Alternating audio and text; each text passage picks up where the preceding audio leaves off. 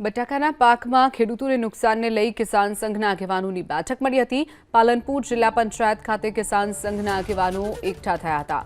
કંપનીઓની મોનોપોલીના કારણે ખેડૂતોને નુકસાન કિસાન સંઘે આરોપ લગાવ્યો છે। કોલ્ડ સ્ટોરેજના સંચાલકો કંપનીના બટાકાનો સંગ્રહ કરી રહ્યા છે।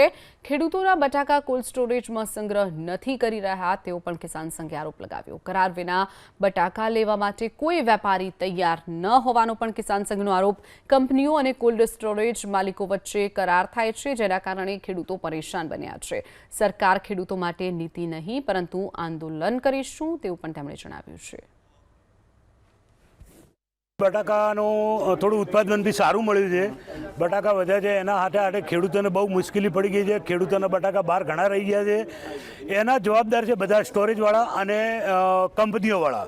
જે કંપનીઓવાળા સ્ટોરેજવાળા પાસેથી કરાર કરી અને આખા ચેમ્બર લઈ લે છે, તો સરકાર જે કોલ્ડ સ્ટોર બનાવવા માટે સબસિડી આપે છે, એક સ્ટોર પાછળ 3-3, 4-4 કરોડ રૂપિયા સબસિડી આપે છે, તો ખેડૂતો માટે આપે છે કે કંપનીઓવાળા માટે આપે છે? પહેલાં એ લોકો એ નક્કી કરે અને સરકાર જોડે એ નક્કી કરાવે। જો આવી રીતે કરશે તો ખેડૂત મરી જશે અને ખેડૂત આ વર્ષે મરી ગયો છે।